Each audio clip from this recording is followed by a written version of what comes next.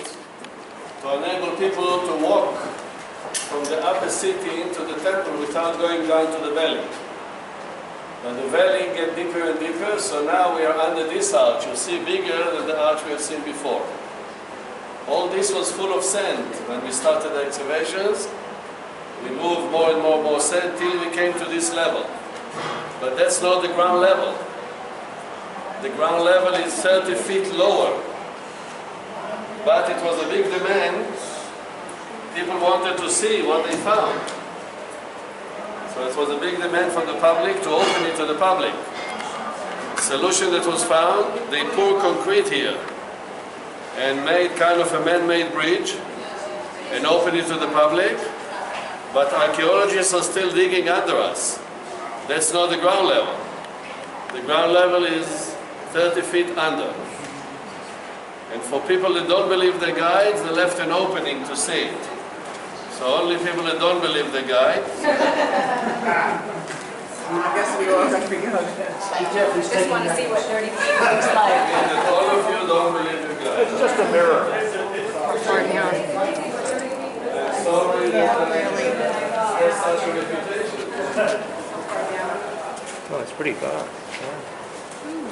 Yeah, that is far. Another place. We have here another good opportunity to see the inside.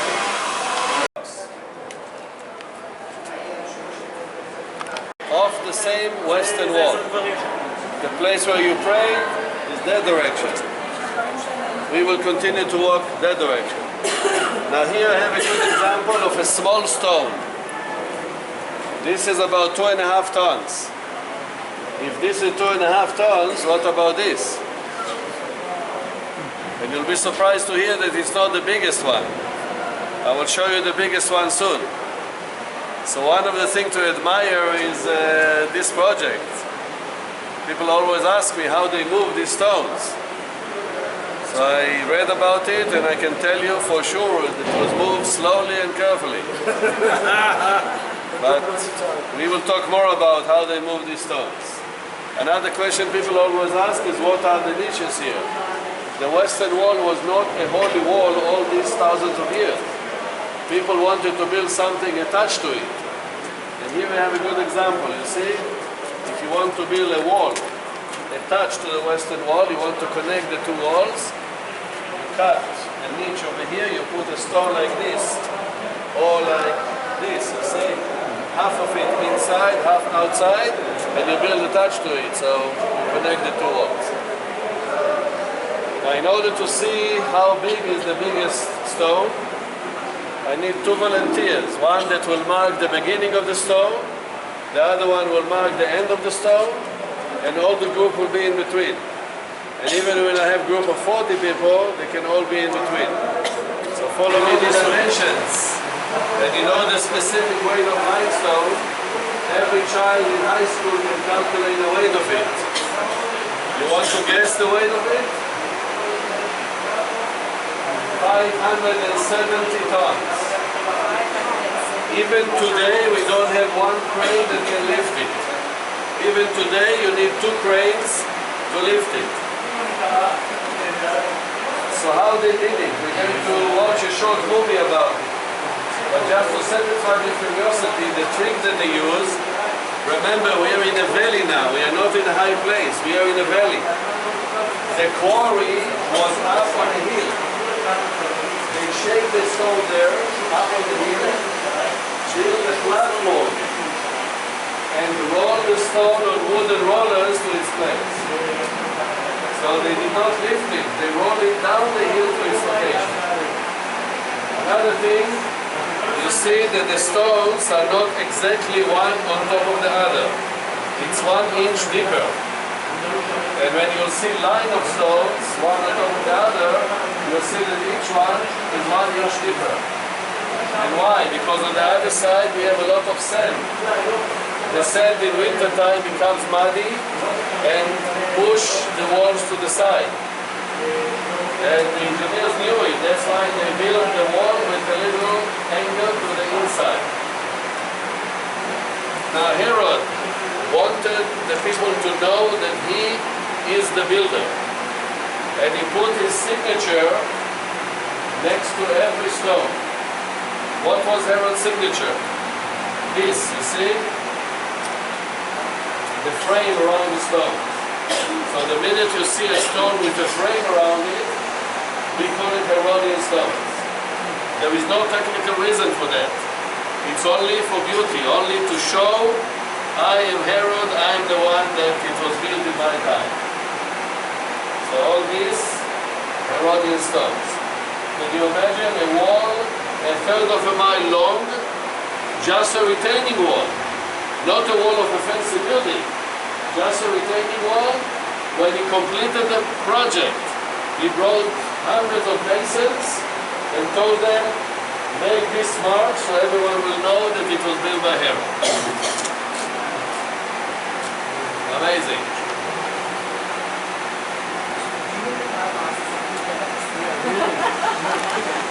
But we cannot open it to the public. You see, it is so narrow that only people that get permission from the rabbi of the Western Wall can pray here.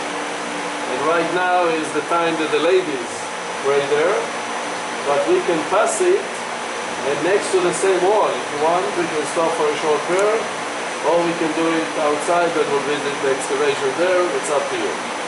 Anyhow, before we will get to the place where the people are praying, you see here a big gate. You see? This is the big gate. This is one side of it. This is the other side of it. This is the western gate to the temple area. When we found it, it was open. And we saw a corridor that led to the direction of the Holy of Holies. Archaeologists were very excited and wanted to dig to that direction. But when the Muslims heard it, they said that we want to dig under the mosque and explode it. Religious Jews also heard and said that no way that archaeologists will dig to the direction of the Holy of Holies. Both the Jews and the Muslims appealed to the Supreme Courthouse of Israel. And knowing the sensitivity of this issue, they decided to block the gate. So we will walk by this gate, you will see the full size of it, but we cannot go through the gate because it was blocked as an order of the Supreme Court. On two places on the way, we have also a glass opening. In the first one you will see another 5 lines of stones. Remember, this is not the beginning of the wall, it's not the foundation. The foundation is still under us. And in the second opening, we're going to see part of a street from Herod's time. You don't have to stop there because I will take you to stand on that street. About 6-7 minutes, all of you are going to stand on a street that Jesus walked on, for sure.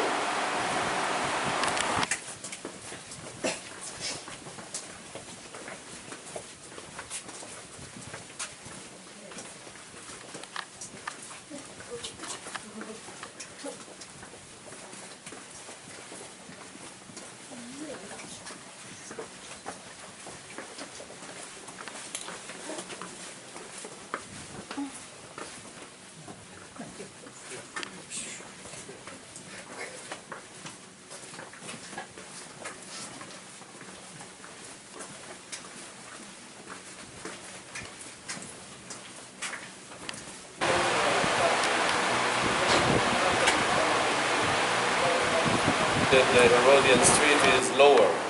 So how come here we are walking on the Herodian Street? The Herodian Street was uphill. The tunnel was dug horizontal. So here we are in the meeting point. And the stone that you are walking on are stones that Jesus walked on. This was one of the main streets of Jerusalem.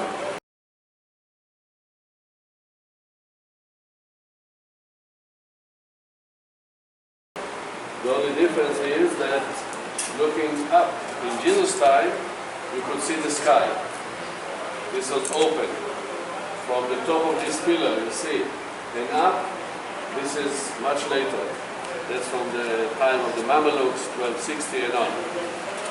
Now this was also a quarry. How can we tell that this was a quarry? You see this cut over here. The system of cutting the stones was they made cut like this, filled it with dry wood and wet the dry wood. And the wood expanded and created a straight cut. Another system to cut stones was to put about 10 people in a line with metal chisels and big hammers. You will see it in a movie soon.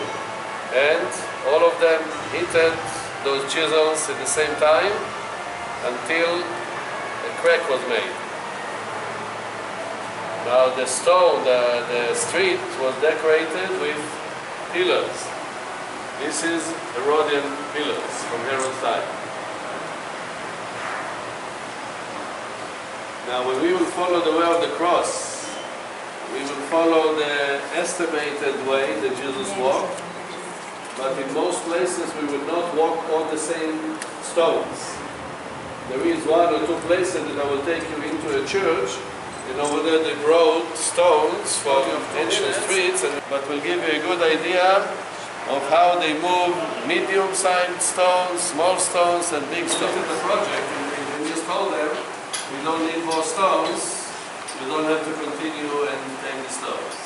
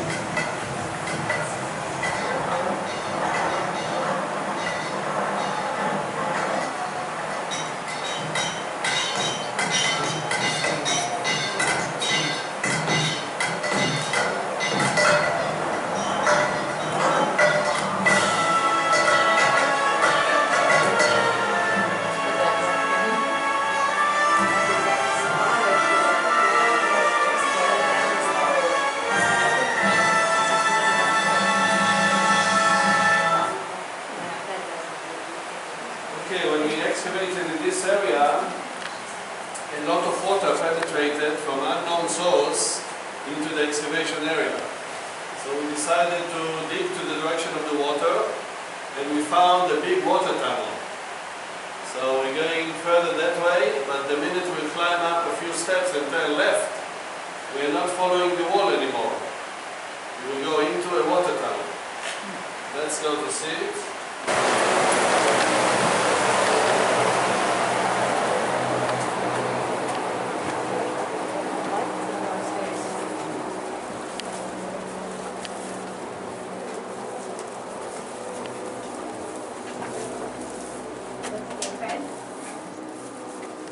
You can see the cover to the water tunnel, and you can even see an opening that was made to go in and clean the water tunnel from time to time.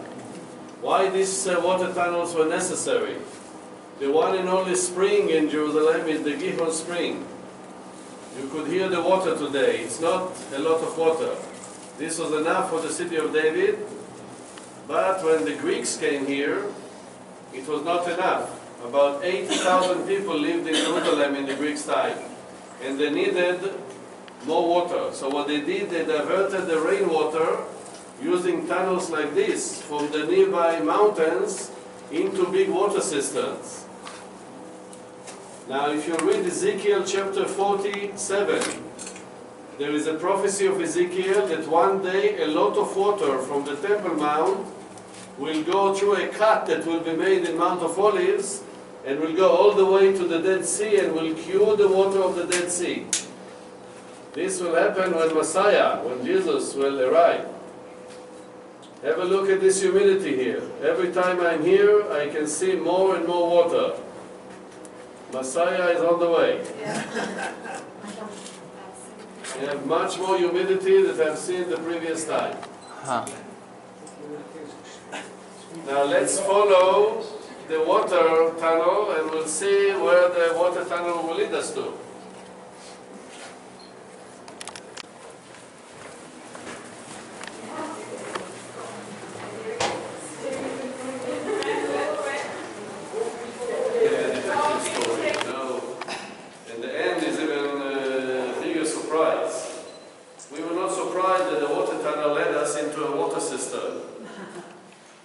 Normally water tunnels end in water cisterns, but we were surprised to find out that we know about this water cistern. It was not new for us. It was 4 times bigger. It continued to that direction. And it's under the Antonia Fortress. We are now under the Antonia Fortress, and there is a convent of the Sisters of Zion. And this water cistern was in their basement. So can you imagine, after 30 years of digging, we have an exit. Because I used to take groups, when they started to dig to a dead end, make a U-turn and go back. Then another 5 years, they dug a little further, and 2 groups a little further, make a U-turn and go back. Here they found an exit. So they told the nuns in the convent, can we use your place as an exit? The answer was no. They say, we came here to live quietly in the Holy Land. We want to have time for prayers and meditation. We don't want hundreds of people to walk through our convent. So what was done, you see, this is the concrete wall. You see this under the arch. This is a new concrete wall. We block the way out through the convent. And we look for another exit. Over there, when you had to duck a little bit, this is a staircase above you, and we started to dig up the staircase until we came to a floor of an Arab store. We told the shopkeeper, it's like winning a lottery. All visitors will come to your store. He said, it's not my store, I rent it from the Waqf. The Waqf is Muslim authority that all the mosques in the world is under their control. And of course they say, we don't want to cooperate with you, we don't want you to exit via our store. So what we did, we brought diamond drills and we drilled through the bedrock. You see, through the bedrock for more than a year until we found an exit to a public street. That public street is the Via Dolorosa. This public street is the way of the cross. So we're going to exit after being an hour underground in ancient time. Suddenly, you'll get this cultural shock. You'll be back in the 21st century with many vendors, with many thieves. So be careful. Many vendors will come and offer you all kinds of things. Some of them are not innocent vendors. There are many shopkeepers there that all of them want you to go to their store. If you want, we can spend the next 3 days going from one store to the other.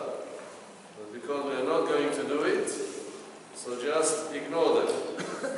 Okay? They will not like it. They will tell you that it's because of me, I don't let you go into the store.